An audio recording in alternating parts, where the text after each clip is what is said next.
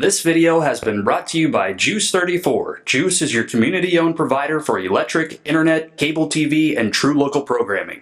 Hi, I'm Rose Hayden with Hunt Regional Healthcare, and today I'm with Dr. Michael Johnson. He's an orthopedic surgeon and sports medicine specialist with Hunt Regional Medical Partners.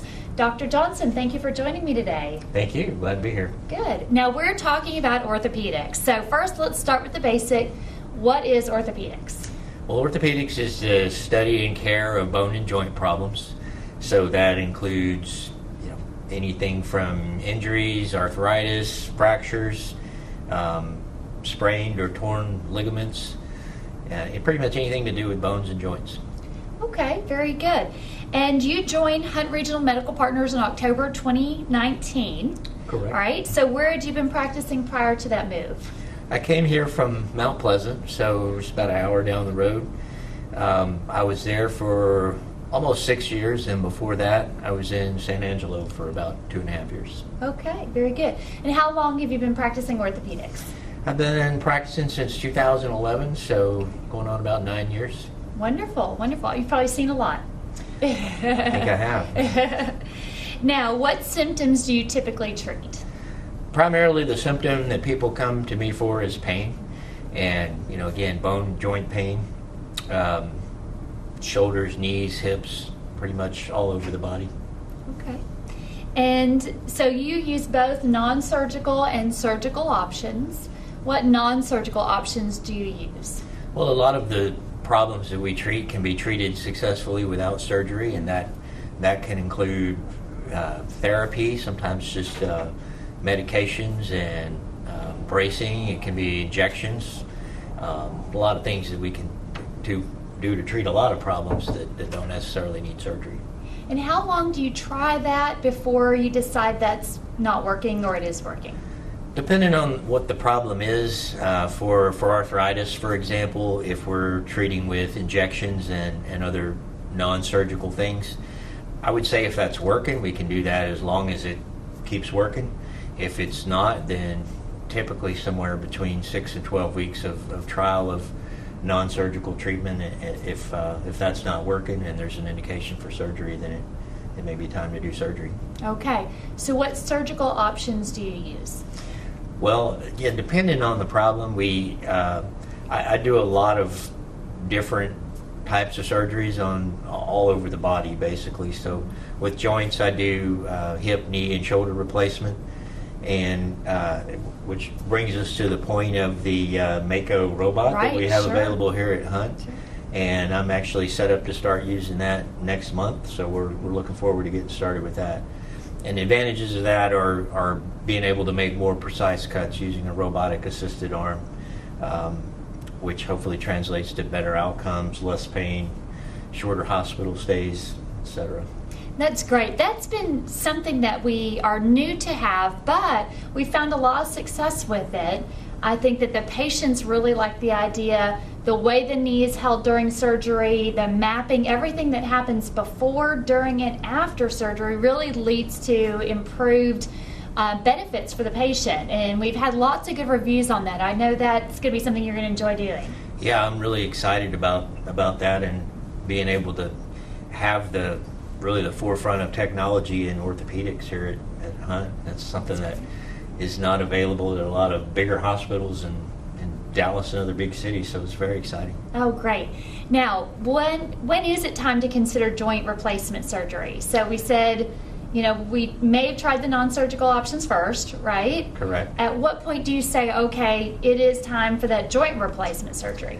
I think, first of all, that if they have severe enough arthritis, a joint replacement is basically the end-all to severe arthritis. So we try to avoid that in cases where the arthritis is not so severe, and try to get as much out of conservative treatment in those cases as possible. But when somebody has severe arthritis and the conservative treatment is either not working or not lasting long enough, not effective enough, it's affecting their day-to-day quality of life and ability to be active, then I think it's time at that point to do joint replacement. So when they say bone on bone, is that kind of that's the term we hear? Right. Is that sort of okay, this is not going to get better? Correct. Okay. Yeah, and that term comes from the appearance of the x-ray. So when you've completely lost joint space, and the joint space is reflected by cartilage. So when the cartilage is gone, you don't see any joint space, and that's when we call it bone on bone. And yeah, usually at that point, conservative treatment may still work for a while, but when it's that bad, usually eventually a joint replacement is going to be the answer. Great. Okay. Now, what sort of recovery time is there after a joint replacement surgery? That's a great question, and I always answer that by saying depends on how you define recovery. But, we get people up and walking right away, so literally the day of or morning after surgery, you're up walking. You can put full weight on a hip or knee replacement. So we really want to get you up and going as quick as possible. And I usually tell people somewhere between about 6 and 12 weeks after surgery is when most people are starting to feel like they're really getting better and starting to feel like the joint replacement was the right thing to do. Okay. And I'm sure there's things you have to do after surgery, right? Physical therapy, or you got to do those things to keep yourself mobile and right. But generally people feel so good they want to get out there and do those things they haven't been doing. Is that the case? That's what we sure hope for. And you're right, therapy is very important, and everybody gets physical therapy following joint replacement surgery. That's a big important part of recovery. That's great. We want to get everybody moving again, right? Right. Now, you also do sports medicine. So what does that encompass? That, well, as the name implies, treatment of sports injuries. And for me, a lot of that entails having relationships with athletic trainers and schools in the area.